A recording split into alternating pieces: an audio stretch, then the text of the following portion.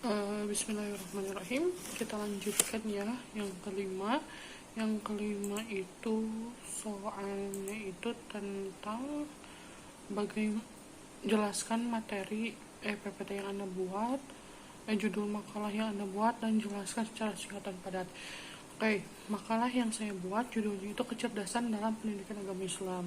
Nah, kita udah tahu ya, kita ngulang sedikit definisi kecerdasan. Nah, jadi definisi kecerdasan itu secara istilah atau secara etimologi, kecerdasan itu sebagai intelligence, bisa diartikan sebagai pemahaman, kecepatan, dan kesempurnaan sesuatu ya secara etimologi. Atau kecerdasan itu bisa disebut dengan kemampuan dalam memahami sesuatu secara tepat dan sempurna. Nah, ada secara menurut para ahli, menurut J.P. Chaplin, membagi definisi kecerdasan itu menjadi 3: kemampuan menghadapi dan menyesuaikan diri dengan situasi baru secara tepat dan efektif, kemampuan menggunakan konsep abstrak secara efektif gitu. Nah, banyak ya. Terus ada juga macam-macam kecerdasan. Kecerdasan itu pada mulanya itu berkaitan dengan kemampuan struktur akal dan menangkap gejala sesuatu, sehingga kecerdasan hanya bersentuhan dengan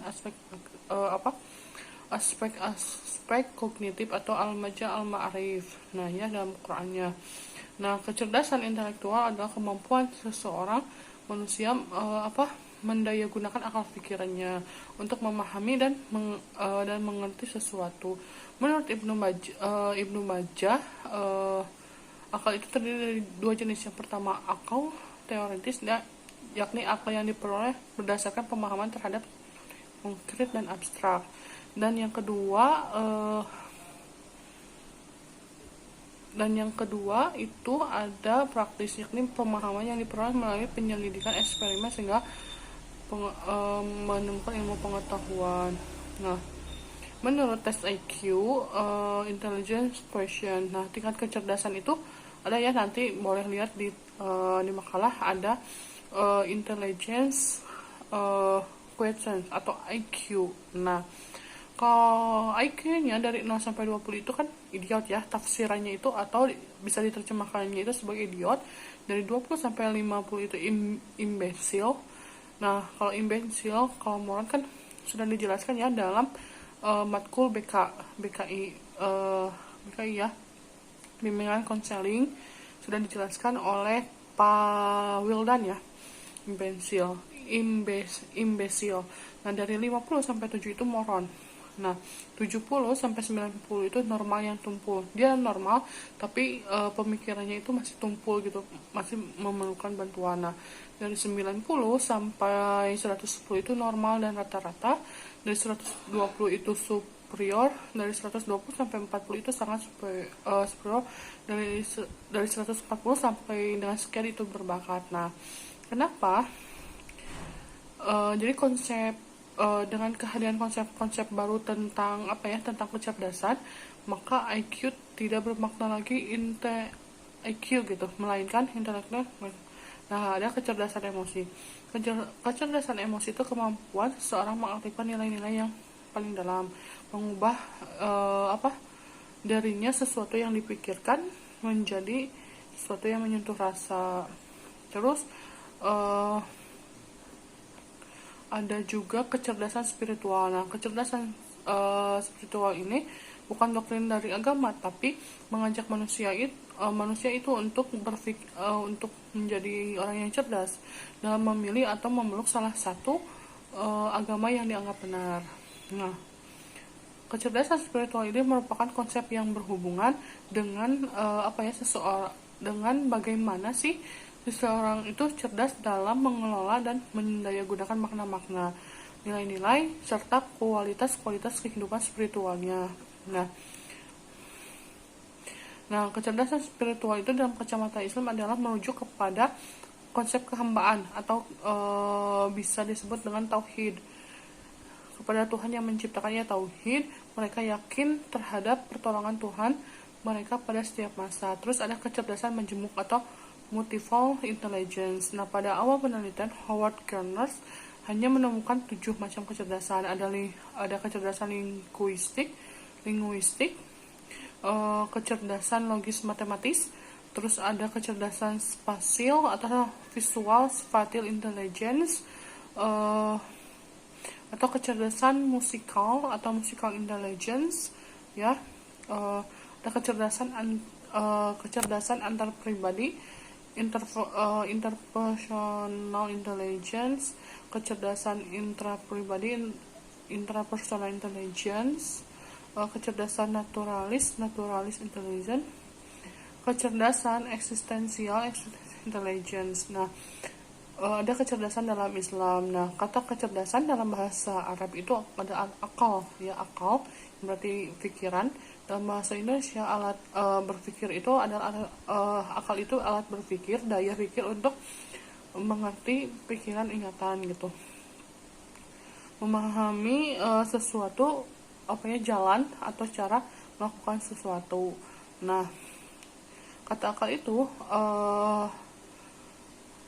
kata akal itu sebagai masdar atau kata benda dari al-akal tidak dapat dalam Al-Quran, akan tetapi bentukan dari kata aqwala tersebut dalam bentuk fi'il mudhari, kata kerja gitu ya.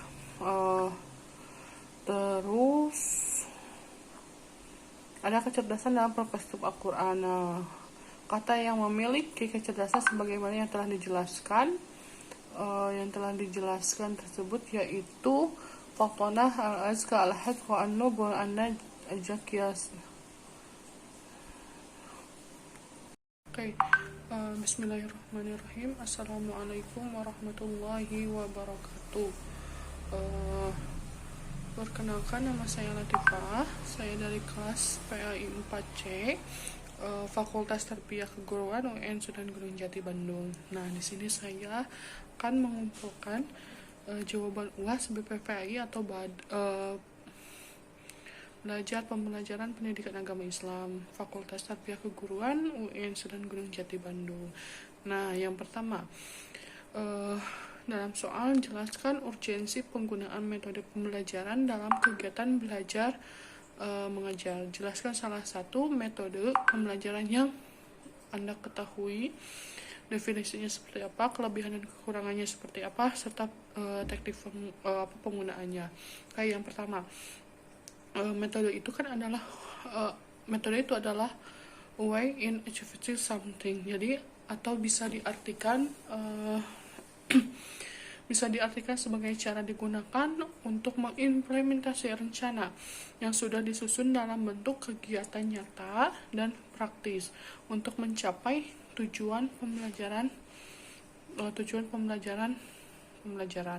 Nah, yang pertama, ada metode. Biasanya dalam metode itu banyak. Ada metode ceramah, ada demonstrasi, ada diskusi, ada simulasi, ada laboratorium, dan pengalaman lapangan. Nah, terus ada juga brainstorming, ya, debat dan simposium dan sebagainya.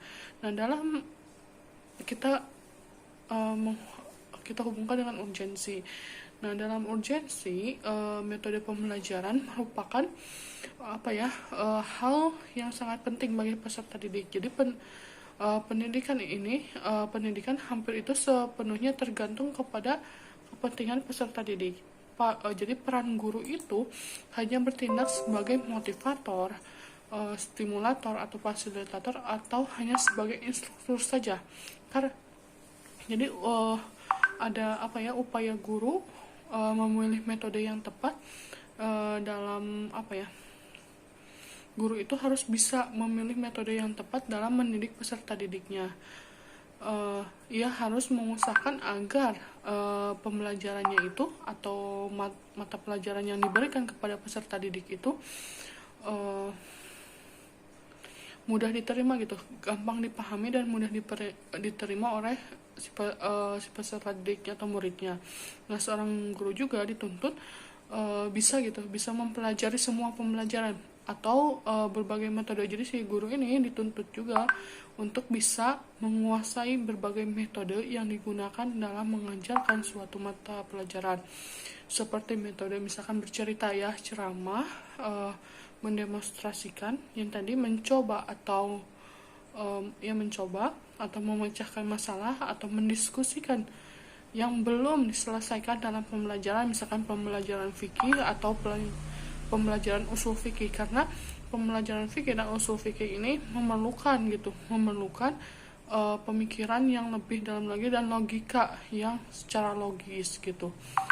Mendiskusikan yang digunakan oleh para ahli pendidikan Islam dari zaman dahulu sampai zaman sekarang dalam mempelajari prinsip-prinsip metodologi. Oke.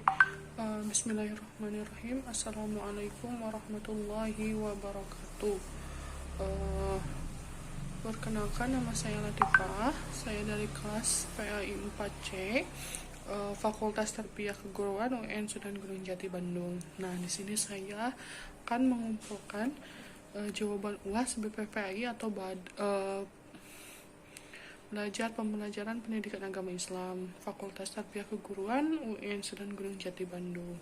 Nah, yang pertama, dalam soal jelaskan urgensi penggunaan metode pembelajaran dalam kegiatan belajar mengajar. Jelaskan salah satu metode pembelajaran yang Anda ketahui, definisinya seperti apa, kelebihan dan kekurangannya seperti apa, serta teknik penggunaannya.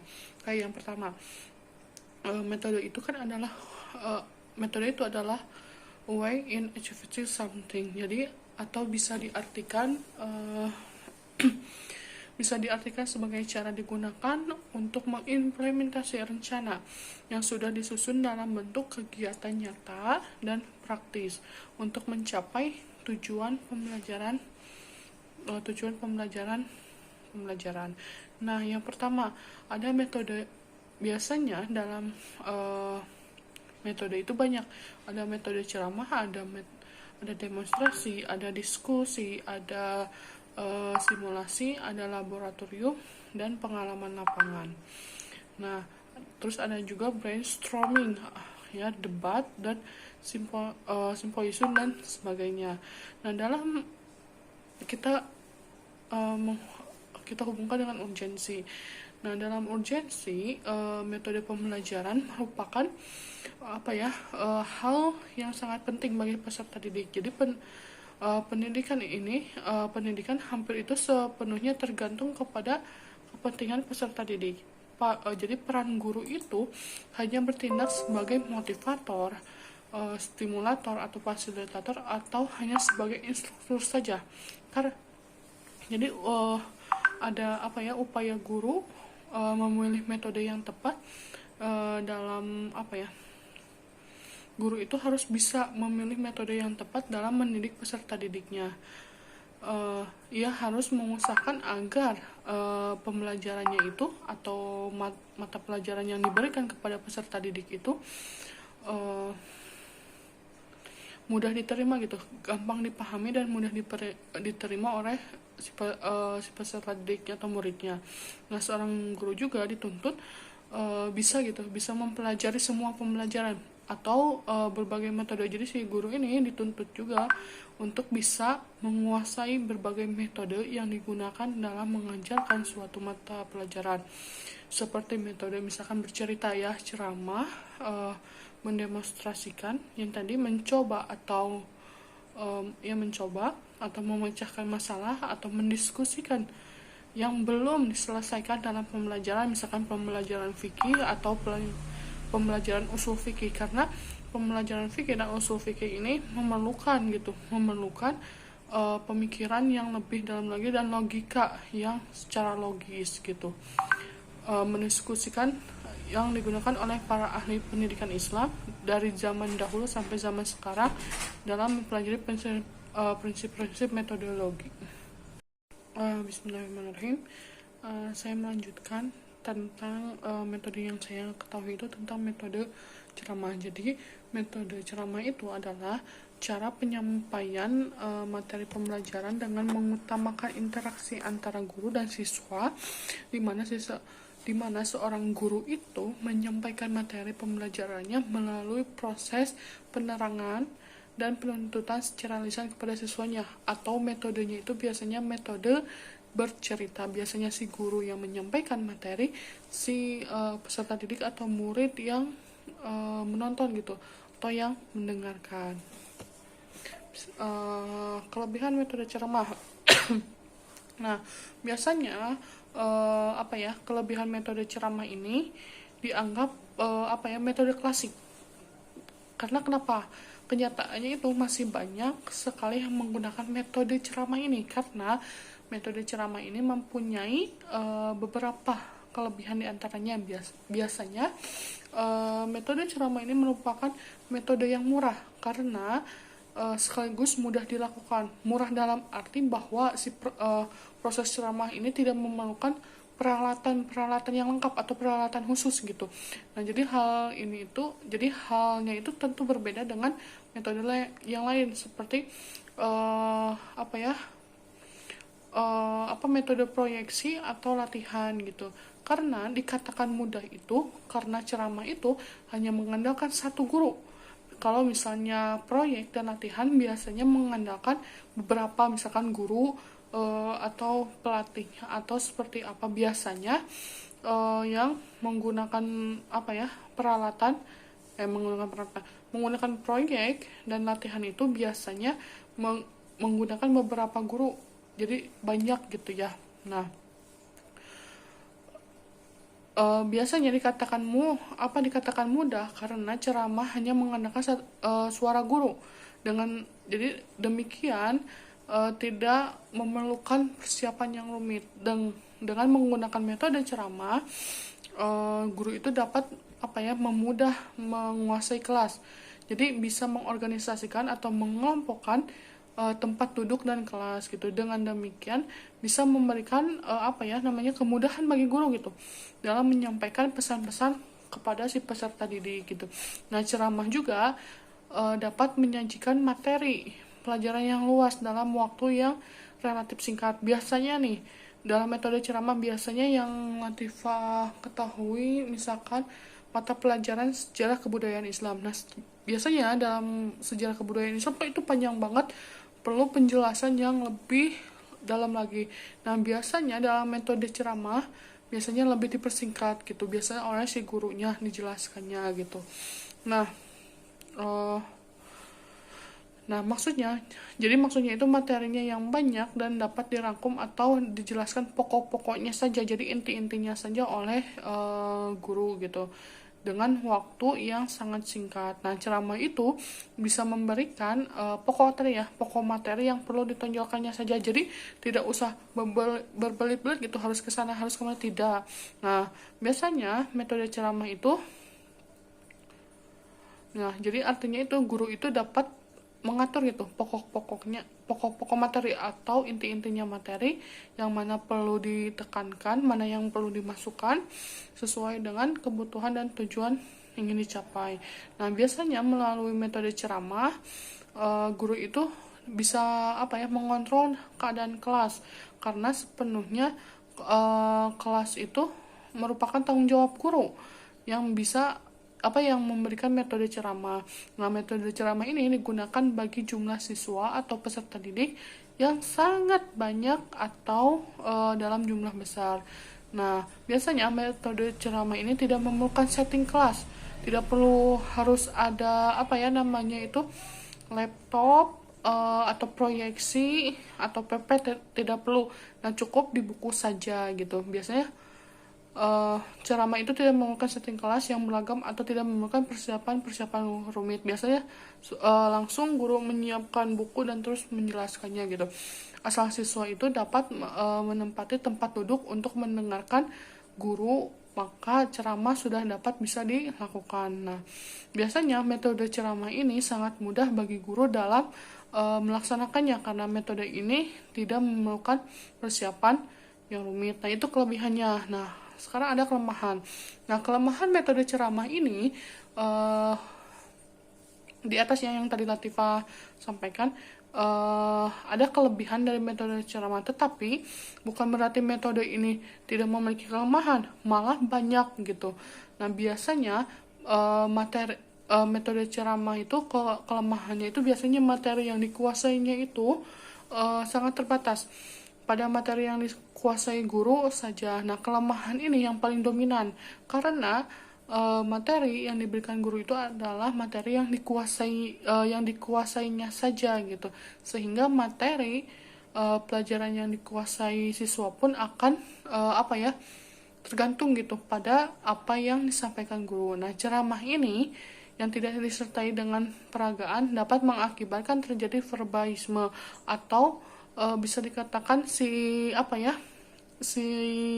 siswa ini itu atau peserta didik itu tidak akan paham gitu, karena kan si peserta didik itu bermacam-macam. Ada yang bisa menggunakan cara cara cara menangkapnya berbeda-beda gitu. Nah, biasanya metode ceramah itu jika dilakukan oleh guru yang kurang memiliki kemampuan retorika yang baik atau menyampaikan yang baik, akan menimbulkan kebosanan atau kejenuhan pada siswa. Nah, sehingga materi yang disampaikannya itu akan terasa menjenuhkan dan membosankan di dalam kelas gitu. Nah, biasanya dalam metode ceramah itu sangat sulit gitu. Sangat sulit untuk mengetahui apakah seluruh siswa itu sudah mengerti apa yang dijelaskan oleh beliau atau belum gitu. Nah, metode ceramah itu akan membawa pada nuansa pembelajaran yang lebih fasih karena peserta didik hanya berperan sebagai pendengar, bukan sebagai pencontoh atau penonton gitu. Nah, acting yang dilakukan oleh gurunya di dalam kelas gitu. Bismillahirrahmanirrahim. Saya melanjutkan tentang metode yang saya ketahui itu tentang metode ceramah. Jadi metode ceramah itu adalah cara penyampaian materi pembelajaran dengan mengutamakan interaksi antara guru dan siswa, di mana seorang guru itu menyampaikan materi pembelajarannya melalui proses penerangan dan penuntutan secara lisan kepada siswanya, atau metodenya itu biasanya metode bercerita. Biasanya si guru yang menyampaikan materi, si peserta didik atau murid yang menonton gitu atau yang mendengarkan. Kelebihan metode ceramah. Nah, biasanya kelebihan metode ceramah ini dianggap metode klasik. Karena kenapa? Kenyataannya itu masih banyak sekali yang menggunakan metode ceramah ini, karena metode ceramah ini mempunyai beberapa kelebihan diantaranya. Biasanya metode ceramah ini merupakan metode yang murah karena sekaligus mudah dilakukan. Murah dalam arti bahwa proses ceramah ini tidak memerlukan peralatan yang lengkap atau peralatan khusus gitu. Nah, jadi halnya itu tentu berbeda dengan metode yang lain seperti metode proyeksi atau latihan gitu. Karena dikatakan mudah itu karena ceramah itu hanya mengandalkan satu guru. Kalau misalnya proyek dan latihan biasanya mengandalkan beberapa, misalkan guru atau pelatih atau seperti apa, biasanya yang menggunakan menggunakan proyek dan latihan itu biasanya menggunakan beberapa guru, jadi banyak gitu ya. Nah, biasanya dikatakan mudah karena ceramah hanya mengandalkan suara guru. Jadi demikian tidak memerlukan persiapan yang rumit. Dan dengan menggunakan metode ceramah, guru itu dapat memudah menguasai kelas. Jadi bisa mengorganisasikan atau mengelompokkan tempat duduk dan kelas gitu. Dengan demikian bisa memberikan kemudahan bagi guru gitu dalam menyampaikan pesan-pesan kepada si peserta didik gitu. Nah, ceramah juga dapat menyajikan materi pelajaran yang luas dalam waktu yang relatif singkat. Biasanya nih dalam metode ceramah biasanya yang Latifah ketahui misalkan mata pelajaran sejarah kebudayaan Islam. Nah, biasanya dalam sejarah kebudayaan Islam itu panjang banget perlu penjelasan yang lebih dalam lagi. Nah, biasanya dalam metode ceramah biasanya lebih dipersingkat gitu, biasanya oleh si gurunya dijelaskannya gitu.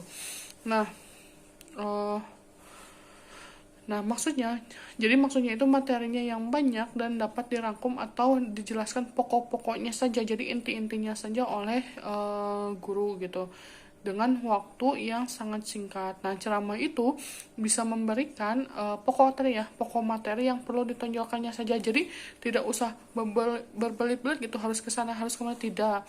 Nah, biasanya metode ceramah itu, jadi artinya itu guru itu dapat mengatur gitu pokok materi atau inti-intinya materi, yang mana perlu ditekankan, mana yang perlu dimasukkan sesuai dengan kebutuhan dan tujuan yang ingin dicapai. Nah, biasanya melalui metode ceramah guru itu bisa mengontrol keadaan kelas, karena sepenuhnya kelas itu merupakan tanggung jawab guru yang bisa yang memberikan metode ceramah. Nah, metode ceramah ini digunakan bagi jumlah siswa atau peserta didik yang sangat banyak atau dalam jumlah besar.